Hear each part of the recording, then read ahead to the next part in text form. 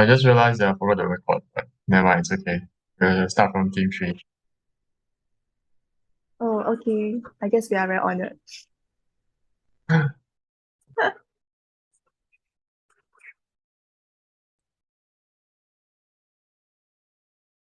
Okay, I've received it. Opening now.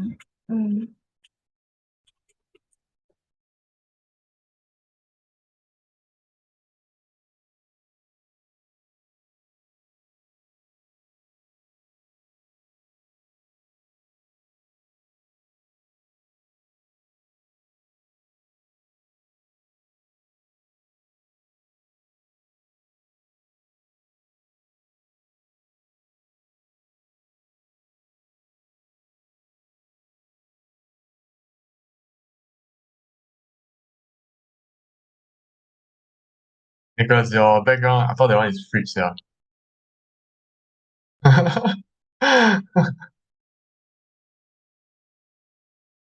My computer's like lighting, but yeah, it's spoiled.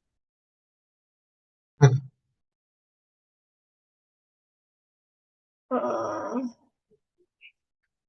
This okay. is it working? I can see. Is this the right file? Wait, is this no? It's not the right one. Then Wait, 1 sec. Uh,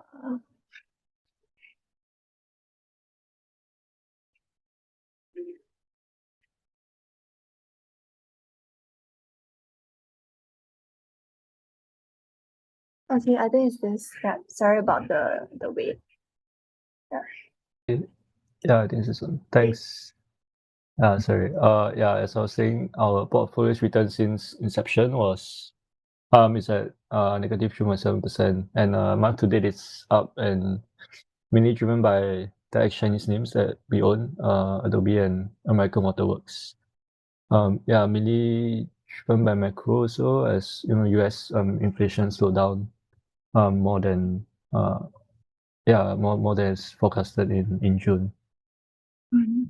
Yeah. So just next one can go into the company. Yep. For Daco, just some news flow on the polysilicon spot prices. sorry, things I can't see the next slide. I'm still Sorry. at the look at the pie. I'm still looking at the pie index. Or are you look?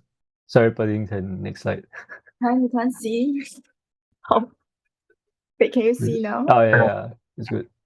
Okay, I Yeah. just shall not present it. Yeah.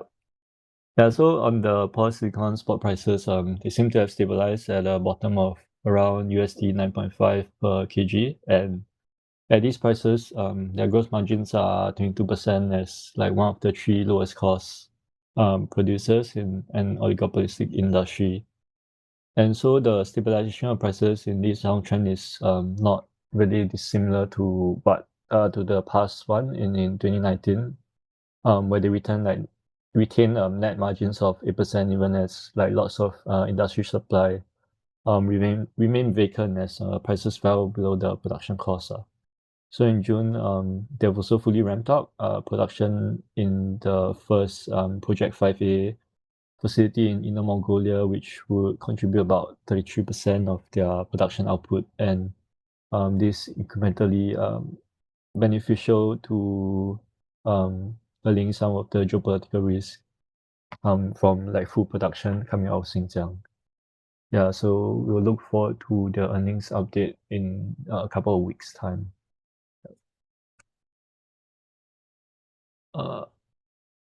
Then Yeah. So for Adobe, just 2 key updates from July. The first one is that they had some security concerns with the CoFusion, which is a web development app that they produced.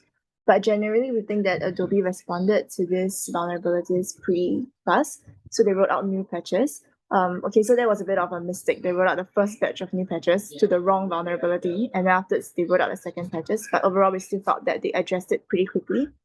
And then the second one, which is the key update, is with the generative AI trend that's ongoing now. So they recently announced a step-up expansion of Firefly, which is basically a family of creative generative AI models that they have produced. So we shared about this in the last update as well. So it basically expanded to now support text prompts in over more than 100 languages. And based on our previous update, right, the rollout that they had, they actually managed to have a really successful beta test. They managed to reach millions of new users, and it's actually one of the most successful beta releases in Adobe's history in terms of the outreach. Yeah, so generally, we think that Adobe is doing quite well. And recently, we have a lot of news about various investments firms are trying to buy into Adobe as well. So definitely with that, we're going to continue with our whole recommendation of a price target of 167 USD.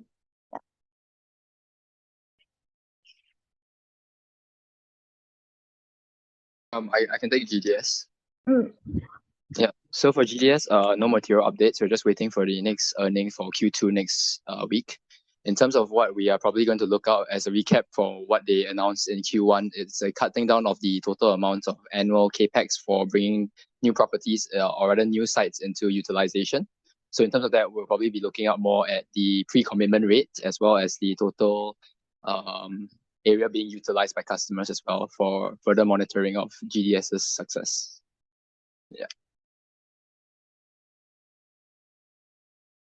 Yeah, I think lastly, just touching a bit on American Waterworks, more material updates on company news, just that they're still pursuing some smaller like tuck-in acquisitions. So for Missouri, they complete the acquisition of one wastewater and water treatment system, which would add about just a very small amount, 260 water customers and 190 wastewater customers. But one of the quotes from the company being acquired stood out. So they trusted American Water when it comes to like wastewater and upgrading of water treatment systems.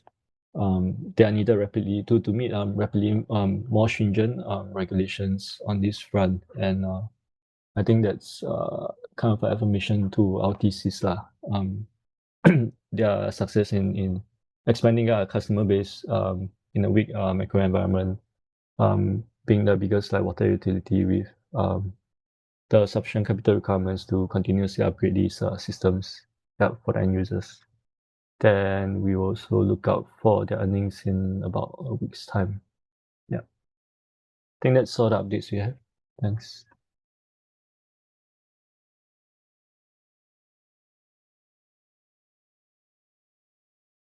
Yeah, thanks, Team 3. Does anyone has any comments or questions?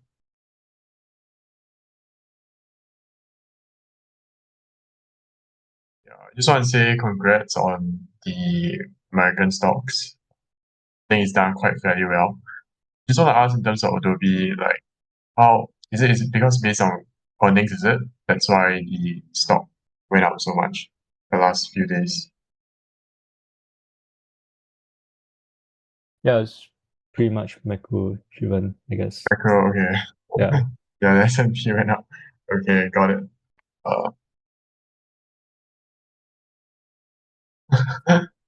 Why you cry? At least it's now positive, right? Okay, yeah, I don't have any questions.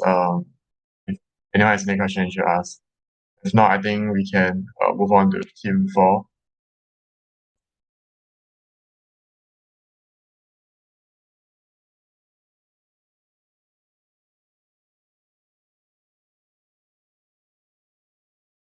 Sorry, give me a while.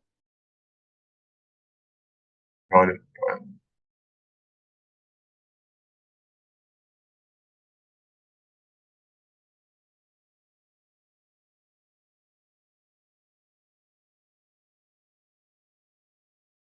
Javin, is your desk like the Omi desk? Are you standing up or are you sitting down? Me? Me? No, I was talking to Javin. Wait. Sorry, yeah. A bit my background a bit loud, but yeah, I just bought this Omnidesk like a month. Aiyo, I knew it. I guess you're too tall for the desk.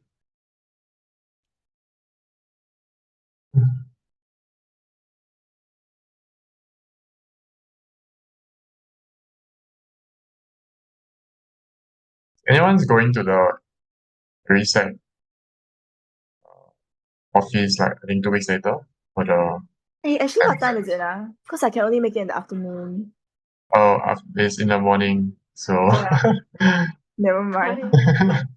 Ah, Sorry, from babe. I think 8:30 to 12, if I'm not wrong. Yeah.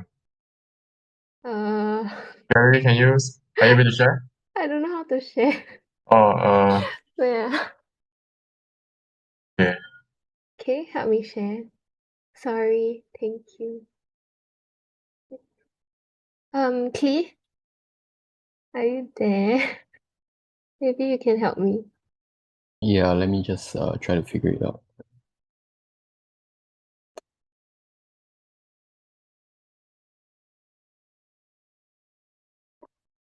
Oh, wait.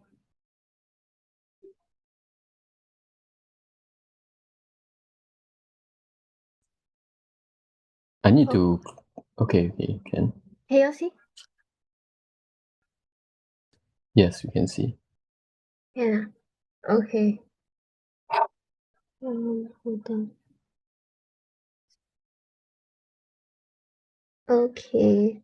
Okay. Then I'll start.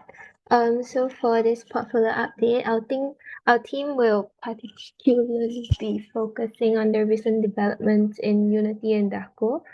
So just to share some business updates for Unity. So Unity actually launched an AI marketplace in their Unity Asset Store. So this marketplace actually features curated solutions which aim at accelerating AI-driven game development and gameplay enhancements. So with the introduction of Unity Sentis and Unity Muse, developers can now access to an ever um, growing selections of AI tools. So this centralization of assets in the AI marketplace actually streamlines the process of finding relevant AI solutions, which can potentially attract more game developers to Unity's platform and foster the creation of innovative AI powered solutions. And on the previous update last month, we actually mentioned about Unity's partnership with Apple. So recently, Unity actually announced an exciting partnership with Apple for the beta program of Apple Vision Pro. So this collaboration would allow Unity to bring in their 3D games and apps into the mixed reality headset, opening new doors of opportunities. So the presence of the Unity engine on Vision Pro will also enable the porting of a considerable amount of existing work to their MR headset, expanding Unity's presence in the market, reaching a broader audience. But there are some considerations as well. So firstly, the expensive price of Vision Pro and a relatively small user base may lead some developers to hesitate in building apps exclusively for this platform. However, we believe that if the process of porting existing apps is made easier, developers will find it more practical to support a nascent platform with a relatively small user base. Also, as mentioned previously in the previous update, it is important for Unity to consider key fundamental issues such as the integration with unsourced and improvement in AI features to deliver a more robust and seamless experience. So, in conclusion, the recent developments in Unity's AI marketplace and the partnership with Apple for Vision Pro has set the stage for promising growth and expansion. And also, there seem to have positive prospects on the launch of Unity's AI marketplace as premier destination for AI solutions for gaming developers. Next, Cliff will be sharing some business updates on Daco.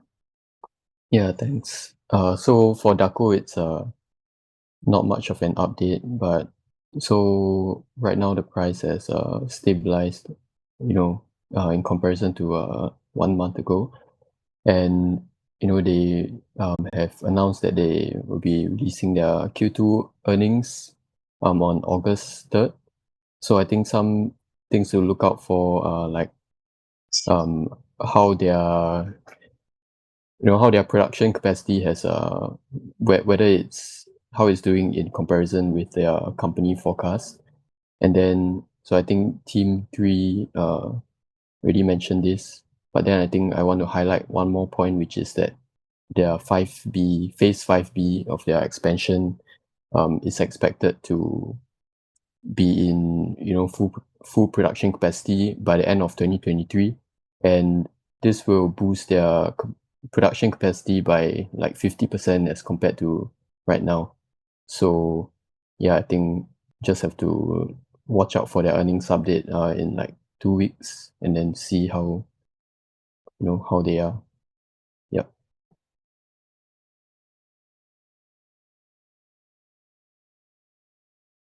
Thanks. Does anyone have any updates? Sorry, any comments on Team 4? I actually have a question. Wait, am I audible? Yeah, we can hear you. Yeah, actually I wanted to ask on the Unity side, right? So how do you foresee like AI changing the game development process on Unity's platforms?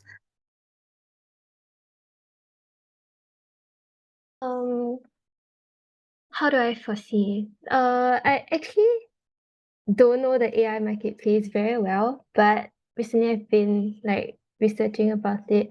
So maybe just some pointers about what I foresee about the AI space. So I guess currently, in terms of like the gaming creation industry, right? They seem to have like good prospects in terms of like how AI can actually enhance the gaming experience for gaming developers. And also Unity is actually trying to enhance the solutions that they are providing to developers, so that they can just create their own games in their platform. And I guess this kind of like increases their competitive advantage, like yeah, as compared to their competitors. Because for example, like this Unity Sentis and Unity Muse, right, it's actually helping them to like create better solutions as people play the game. So how they actually so it's like gaining insights and gaining ideas, so that they can actually innovate on the go. So I guess I would say there's like huge opportunity in the future. That's my take on that. Sorry, I hope it answered the question. Yeah, no worries. Thank you.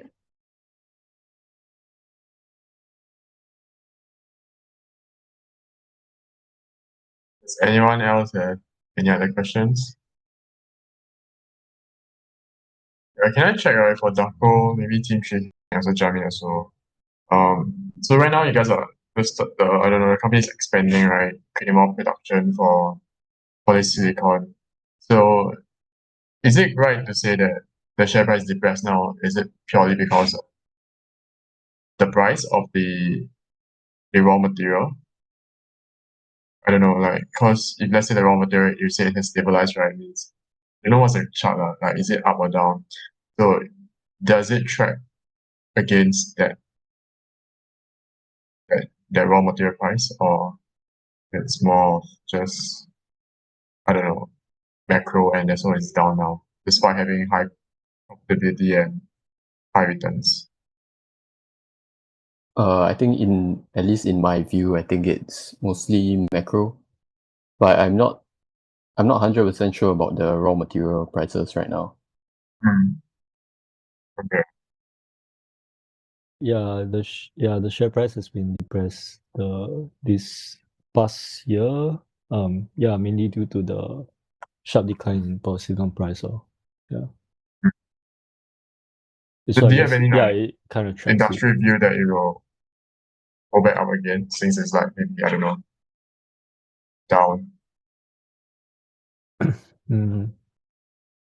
think this cycle might take a little bit longer to turn because based on what I know, I think the DQ and their competitors still they're delaying the capacity that's supposed to come online lah, but they have the capacity to introduce more output as prices recover, so you might see the lower prices for longer lah, basically for polysilicon this time around. Yeah.